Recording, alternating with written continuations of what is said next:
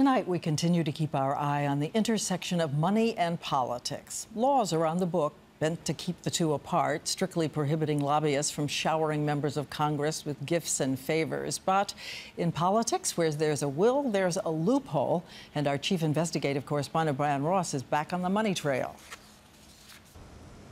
For people who love golf, the five-star Greenbrier Resort in West Virginia is a dream come true, especially if someone else pays for it, which was the case this summer for two powerful members of Congress, House Republican leader John Boehner and Republican Senator Saxby Chambliss of Georgia. Accompanied by top corporate lobbyists, the two golf-loving Republicans spent a luxurious weekend at the Greenbrier, the kind of cozy gathering new ethics reform laws were supposed to curb. You're seeing the quintessential Washington insider pay-to-play game. All paid for with money Boehner and Chambliss raised, supposedly to support other politicians' campaigns. But a loophole in the law allows the money, in what are known as Leadership Political Action Committees, PACs, to be spent for almost any purpose, including golf.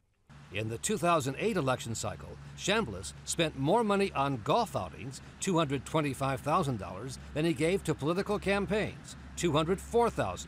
Senator Brian Ross from ABC News. The senator did not want to talk to us about his leadership PAC. In a statement, Chambliss said he holds the golf outings only as a way to raise money. But ethics watchdog groups question that. I call it a political slush fund. It gives the recipient, the member of Congress, the chance to live a lifestyle he otherwise or she otherwise would not be able to afford. In a joint investigation with the independent group ProPublica, ABC News found members of Congress used leadership PACs to pay for ski trips, casinos, Disney World, and the Super Bowl. Senate Majority Leader Harry Reid used leadership PAC money to throw a $39,000 inaugural party.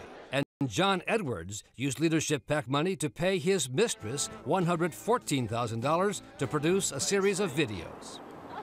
In fact, more than 400 members of Congress now have opened their own leadership PACs, Diane. Any limit on what they can raise, the amount? There's no limit on how much they can spend or how they spend it, and no surprise, no talk in Congress about changing that. Good to have Brian Ross back on that case.